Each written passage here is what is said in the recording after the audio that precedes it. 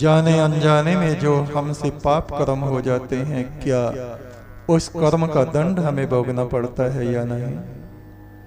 यदि उस पाप का पश्चाताप कर लें और कर्म सुधार लें तो क्या हम अपने अनजाने में किए पाप से छूट सकते हैं या उसे भोगना ही पड़ेगा?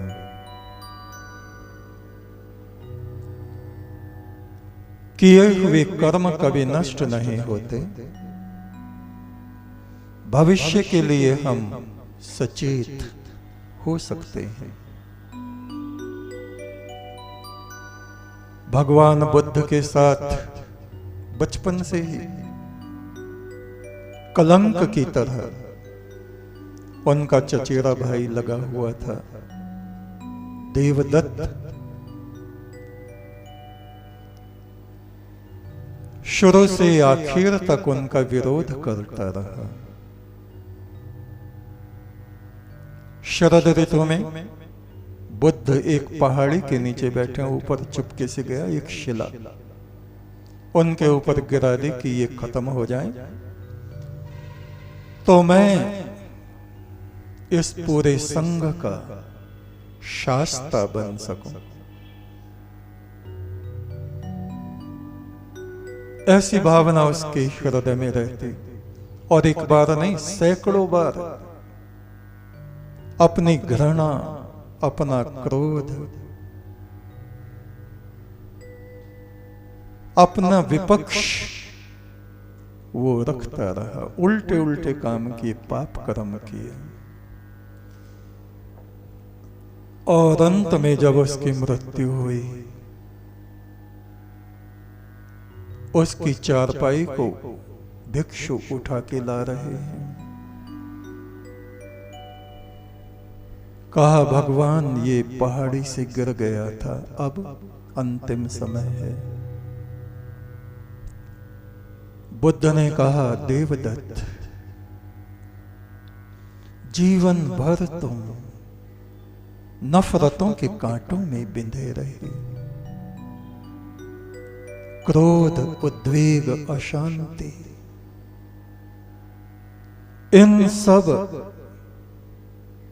मलिन तुम्हारे चिंतन ने तुमको घायल रखा। कम से कम अब तो जो तुम्हारी अंतरात्मा में वो प्रकाशित पुरुष है, उसकी शरण में पहुंचो। अपने गुणों को, करुणा को, मैत्री को, परोपकार का ध्यान करो। ये तुम्हारा अंतिम समय है। हमारी आत्मा में प्रकाशमान वो जो पुरुष ब्रह्म है, वो ही बुद्ध है। उसकी शरण में जाओ। हमारे भीतर जो गुण और अवगुण है, उनकी संगतिकरण, अशुद्धता को हटाकर अपने गुणों का संगठन करो, संग बनाओ गुणों का। उस संग की शरण में जाओ। धर्म प्रवचन करने के लिए नहीं होता देवदत्त, आचरण करने के लिए होता है। अब इन अंतिम शरण में, अंतिम क्षणों में उस धर्म की शरण तुम प्राप्त करो। और देवदत्त की आंखें खुली रह गईं, प्राण उड़ गए। बुद्ध ने उसके नेत्रों को बंद किया। उनका हृदय करुणा से भर गया। उसने जो कर्म किए थे, उनका फल उसने प्राप्त किया। हमारा दुष्ट चिंतन, हमारी दुष्ट वाणी, हमारे दुष्ट कर्म हमारे जीवन को दुखों से, कलेश से, अशांति से, उद्वेगों से भर देते हैं। उनका निराकरण करने के लिए हमें शांति को धारण करना चाहिए। जो गलत कार्य हमसे हो चुके हैं, आगे भविष्य में उनको हम ना दोहराएं, बस